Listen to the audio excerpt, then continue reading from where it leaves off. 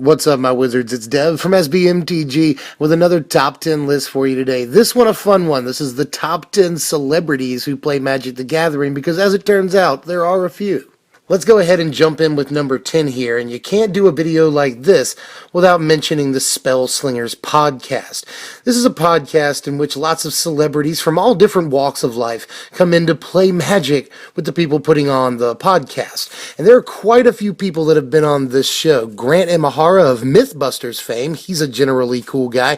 Also generally cool lady Felicia Day from Buffy the Vampire Slayer and Eureka, as well as the web series The Guild. Also NFL punter Chris Cluey, who is by all the numbers the best punter in Minnesota Vikings history, and an outspoken gay rights activist, two things that totally go together all the time. And there's also UFC fighter Josh Barnett, who will punch your face, and Firefly's Alan Tudyk, who has the most impossible name in the world to pronounce if you've only ever seen it in print. Altogether, SPELLSLINGERS has had some pretty cool guests, and I fully suggest that you give them a try.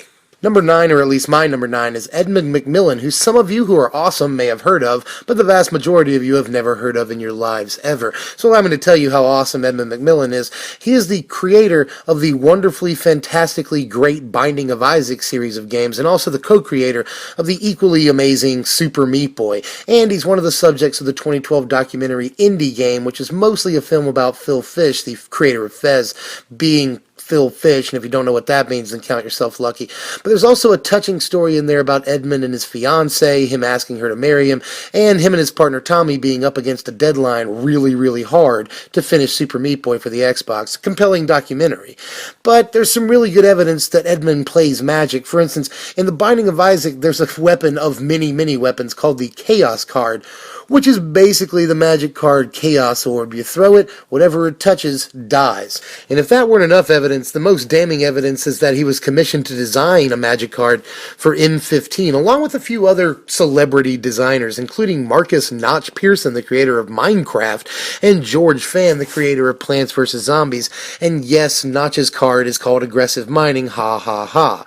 Edmund McMillen created Cruel Sadist, which totally saw all the play ever, but in any case, he's just a really cool guy. I like his story a lot. I love his games. And I think that he deserves a spot on this list just for being a cool person.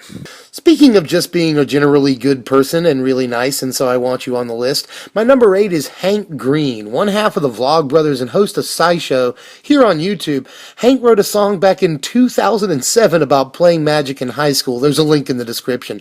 He's a self-described Magic nerd. There's a whole video about, different nerds in high school, the chess nerd, the comic book nerd. He describes himself as the Magic nerd and sings a song about Shivan dragons.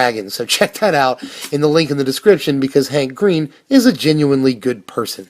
Number 7 is where we ratchet up a celebrity a little bit. Number 7 is Nathan Fillion, another star of Firefly and Nathan Drake lookalike, almost certainly the inspiration for that character, same name and everything. He's also the main character in the TV drama Castle, which apparently a couple of people watch in the world. A couple of years ago, he tweeted that he was learning how to play Magic the Gathering, which a bunch of people, for whatever reason, because the internet, took as a tacit admission that he was going to play Vincer in the upcoming Magic the Gathering movie, which will come out anywhere between 3 and 25 years from now, if it ever happens. I don't know why that rumor got started, but all I know is that he tweeted that he was playing Magic the Gathering, and it's not often that someone this rich, handsome, and well-known is playing Magic the Gathering, but we'll see a couple more of them before the list is over. Number 6 is Brandon Routh, another name that I'm almost certainly butchering. He's most famous for playing Superman in Superman Returns. Remember, like 20 seconds ago when I said that Nathan Fillion tweeted a couple of years ago that he was learning how to play Magic? Well, Routh was one of the first people that responded to that tweet, welcoming him to the Magic community. Pretty cool, and the most important thing to remember about this, just take this away from this exchange, is that Superman plays Magic. My number 5 is Patton Oswalt, the voice of Ratatouille and a genuinely funny comedian, a relative rarity nowadays. I'm just going to leave this picture of Jeff Dunham here for no reason at all. Oswalt regularly tweets about NTG, or at least somewhat regularly, and even incorporated Magic into his stand-up act by comparing it to the 2008 election. When speaking on Senator and Republican presidential nominee John McCain's choice of Sarah Palin for VP, Oswalt said in his stand-up act that in Magic the Gathering terms, McCain is trying to attack an ice wyvern with a hedge dwarf. Okay, so neither one of those are magic cards, and you can't attack a creature with a creature, but you can definitely tell through most of his tweets and some of his talk about Magic the Gathering that he's at least got a card shop passing knowledge of it and has probably played it a few times, and I really like PATTON OSWALT. Number 4 is Wil Wheaton from Star Trek and Stand By Me. Stand By Me? Hold on, that's IMDb.